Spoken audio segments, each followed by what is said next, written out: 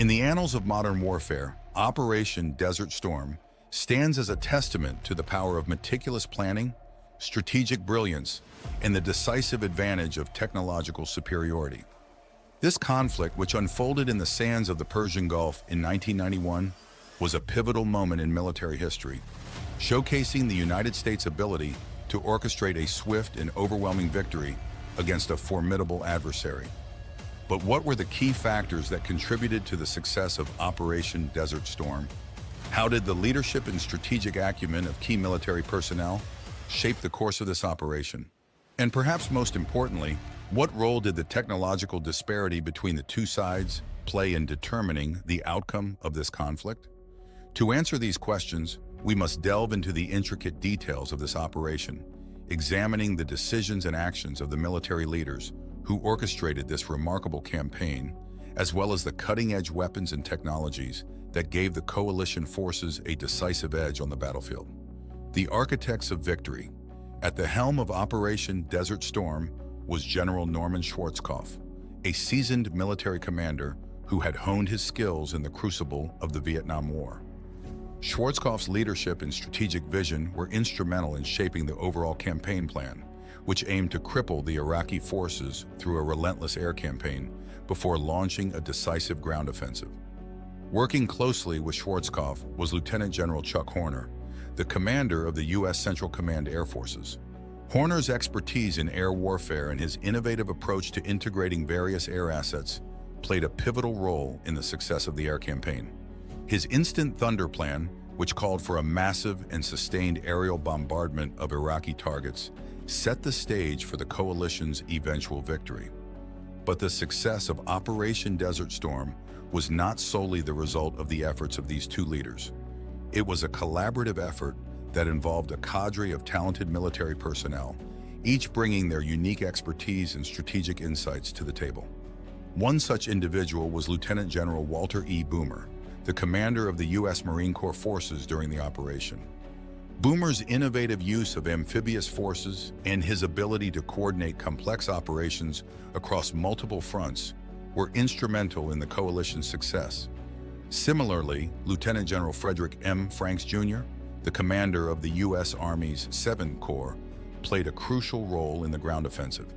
His meticulous planning and execution of the famous left hook maneuver, which outflanked the Iraqi forces and cut off their lines of retreat, was a masterclass in modern warfare tactics. These leaders, along with countless others, worked tirelessly to develop and execute a comprehensive strategy that leveraged the coalition's strengths while exploiting the weaknesses of the Iraqi forces. Their ability to adapt to changing circumstances on the battlefield, coupled with their unwavering commitment to the mission, was a driving force behind the operation's success. The technological advantage. While the strategic brilliance of the coalition's military leaders was undoubtedly a key factor in the success of Operation Desert Storm, it would be remiss not to acknowledge the pivotal role played by the technological superiority of the coalition forces.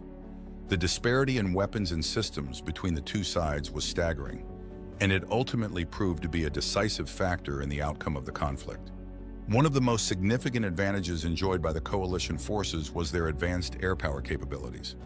The U.S. Air Force's F-117 Nighthawk stealth fighters, which were virtually undetectable by Iraqi radar systems, played a crucial role in the early stages of the air campaign, striking high-value targets with precision and impunity. Additionally, the coalition's arsenal of precision-guided munitions, such as the GBU-28 bunker buster and the AGM-130 air-to-ground missile, allowed for the surgical targeting of key Iraqi installations and command centers, minimizing collateral damage and maximizing the effectiveness of each strike. On the ground, the coalition's technological edge was equally apparent. The U.S. Army's M1A1 Abrams main battle tanks, with their advanced armor and firepower, proved to be virtually impervious to the Iraqis' aging T-72 tanks. Similarly, the Apache attack helicopters and the Bradley fighting vehicles provided the coalition forces with a potent combination of mobility, firepower, and protection that the Iraqi forces simply could not match. But perhaps the most significant technological advantage enjoyed by the coalition forces was their superiority in intelligence, surveillance, and reconnaissance (ISR) capabilities. The extensive use of satellite imagery, unmanned aerial vehicles (UAVs), and advanced electronic warfare systems allowed the coalition to maintain a comprehensive picture of the battlefield, enabling them to anticipate and respond to Iraqi movements with unprecedented speed and accuracy. The decisive outcome, the combination of strategic brilliance, technological superiority, and the unwavering determination of the coalition forces, ultimately led to a swift and overwhelming victory in Operation Desert Storm. In just 100 hours of ground combat, the coalition forces had effectively neutralized the Iraqi military, liberating Kuwait and restoring the region's stability. But what were the key factors that contributed to this decisive outcome? How did the strategies employed by the coalition's military leaders, coupled with their technological advantages, translate into such a resounding success? One of the primary factors was the coalition's ability to establish and maintain air superiority from the outset of the operation. The relentless air campaign, spearheaded by Lieutenant General Horner's Instant Thunder Plan, effectively crippled the Iraqi air defenses and ground forces, paving the way for the subsequent ground offensive. Additionally, the coalition's use of advanced ISR capabilities and precision-guided munitions allowed them to target and neutralize key Iraqi command and control centers, disrupting the enemy's ability to coordinate and respond effectively to the coalition's movements. Perhaps most importantly, the coalition's strategic decision to outflank the Iraqi forces through the left hook maneuver, orchestrated by Lieutenant General Franks, proved to be a masterstroke.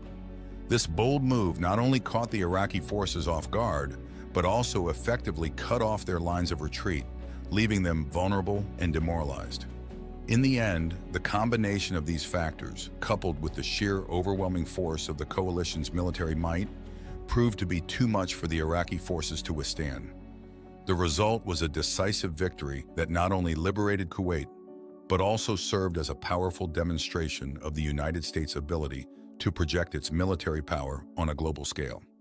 As we reflect on the legacy of Operation Desert Storm, it is clear that this conflict has left an indelible mark on the annals of military history.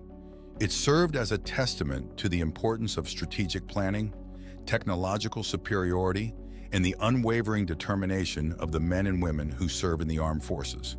But beyond its immediate impact, Operation Desert Storm also served as a harbinger of the changing nature of modern warfare.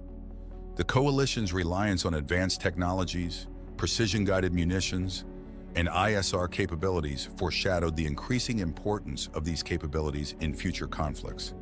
Moreover, the operation's swift and decisive outcome highlighted the need for military forces to be agile, adaptable, and capable of responding to rapidly evolving situations on the battlefield.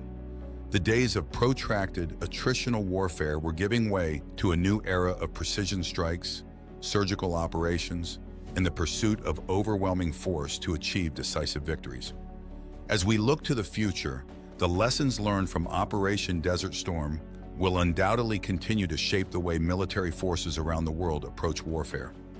The importance of strategic planning, technological superiority, and the integration of various military assets will remain paramount as nations strive to maintain a decisive edge in an increasingly complex and unpredictable global security environment.